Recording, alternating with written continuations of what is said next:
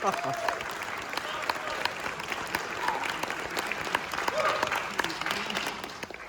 might not have Chaplin's masterpiece, The Gold Rush, were it not for a creative spark that came to him from the most unusual sources for a comedy. Chaplin was looking at some historical photographs at Pickfair, the home of his friends and United Artists business partners Mary Pickford and Douglas Fairbanks. One picture featured the Klondike Gold Rush of 1896. And what particularly intrigued Chaplin was an image of an endless line of prospectors struggling up the very dangerous and often deadly Chilkoot Pass, the gateway to the gold fields. Chaplin recreates that exact image early in the film. The opening shots of the Gold Rush were filmed in and around Truckee, California, on an epic scale Chaplin had never before attempted. Chaplin's interest in the Klondike Gold Rush prompted his research to go even further back in history, to an earlier gold rush, and another particularly not funny story, the Donner Party, pioneers driven to cannibalism. Chaplin described his process in a 1966 interview. I had an agonizing time with the gold rush, trying to motivate it. In the gold rush, you'll find gold. So what? What happens then? How damn dull are all the stories of the Great North and Alaska? And to make a comedy of it. Then I got into a single situation. Hunger. I got it from reading about the Donner Party, missing their way in the mountains, and starving to death. Cannibalism. Eating shoestrings, and everything. I thought, oh yes, there's something funny about it. Genius. Based on that creative spark, Chaplin set out to make his greatest film.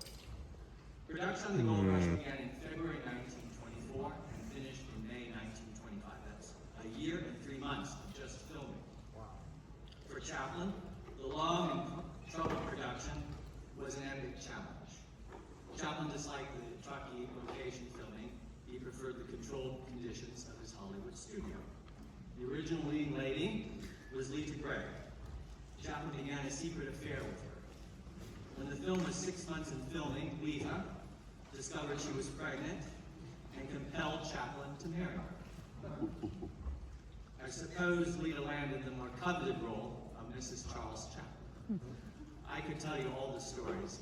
I knew Lita very well and helped her write her autobiography, but that's for another time. Chaplin found his new leading lady in Georgia Hale, who is superb in the film. The Gold Rush cost both time and money. Chaplin spent a fortune, over $900,000 to make the Gold Rush. It was the most expensive comedy of the entire silent film era. The finished film had its world premiere here at Grauman's Egyptian Theater exactly 100 years ago. That's right.